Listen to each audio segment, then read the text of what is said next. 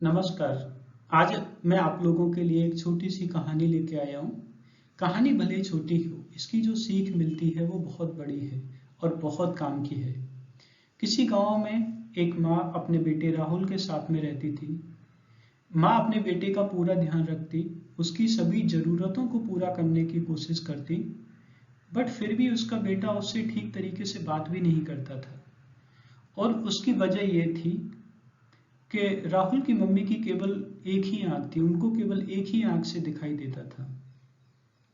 जैसे जैसे राहुल बड़ा हुआ, राहुल का रवैया अपनी मम्मी के लिए और बिगड़ता चला गया।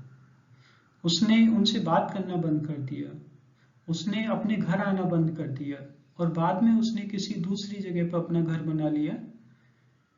बहुत दिनों के बाद में जब राहुल की मम्मी को अपने बेटे की याद आई तो उन्होंने बड़ी मुश्किल से अपने बेटे का एड्रेस पता किया।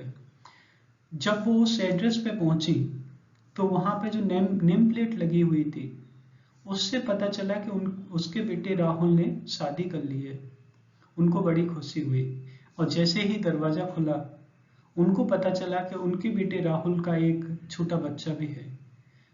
बच्चे को देख के उनको बहुत खुशी हुई। उन्होंने आगे बढ़ के बच्चे को गोद में उठा लिया। इतनी देर में राहुल आ गया। राहुल ने जैसे ही अपना बच्चा अपनी मम्मी की गोद में देखा, वो आग बबूला हो गया। वो चिल्लाने लगा, वो पूछने लगा कि आपको किसने बुलाया था मेरे घर में? मैं नहीं चाहता कि आप यहाँ पर रहो, आप हम लोगों से मिलने आओ, मैं आपसे बात करना भी नहीं चाहता, आप अभी के अभी यहाँ से चले जाओ। राहुल की मम्मी को ये चीज बहुत खराब लगी। उनकी आंखों में आंसू आ गए, बट उन्होंने कुछ बोला नहीं। उन्होंने चुपचाप बच्चे को नीचे उतारा और वो घर के बाहर चली गई। बहुत दिनों तक राहुल को अपनी मम्मी की कोई याद नहीं आई, बट जब याद आई, राहुल अपनी मम्मी से मिलने के लिए अपने पुराने गांव में गया और वहां गांव वालों ने बताया कि उसकी मम्मी अब इस दुनिया में नहीं रही है। राहुल को बहुत दुख हुआ। वो घर में घुसा और उसकी नजर एक डायरी पर पड़ी। डायरी में लिखा हुआ था कि आज मेरे बेटे राहुल की एक आंख खराब हो गई।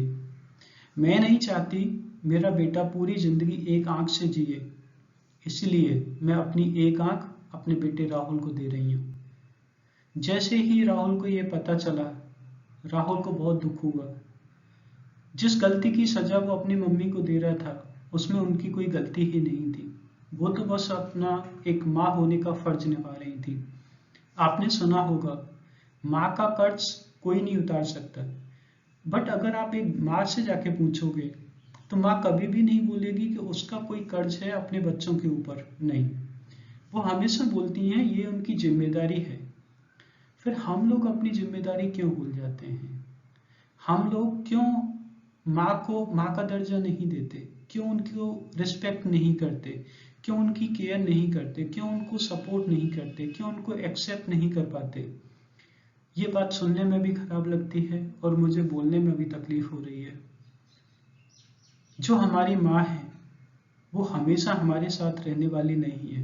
एक दिन वो इस दुनिया से चली जाएंगी। तो अगर आपकी मम्मी अभी जिंदा है तो आप खुश नसीब हो और आप उनके लिए ग्रेटिट्यूड में रहिए, आप उनके लिए ग्रेटफुल रहिए। और ये केवल आपको थॉट क्रिएट ही नहीं करना है, आपको ऐसे एक्शंस भी लेने हैं, चाहे उनकी केयर करने का हो गया या उनको सपोर्ट करने का हो गया या उनकी बात सुनने का हो गया, जहां से उनको लगना चाहिए कि उन्होंने अपने बच्चों की जो परवरिश करी थी वो एक अच्छे ढंग से करी थी। और मैं मानता हूँ एक माँ को, एक बाप को इससे ज़्यादा अपने बच्चों से और कुछ नहीं चाहिए। अगर आपको ये वीडियो अच्छा लगा हो, आप इसे लाइक कीजिए, अपने फ्रेंड्स के साथ में शेयर कीजिए और आप हमें कमेंट करके बताइए आपको क्या सीखने को मिला। Stay blessed and happy.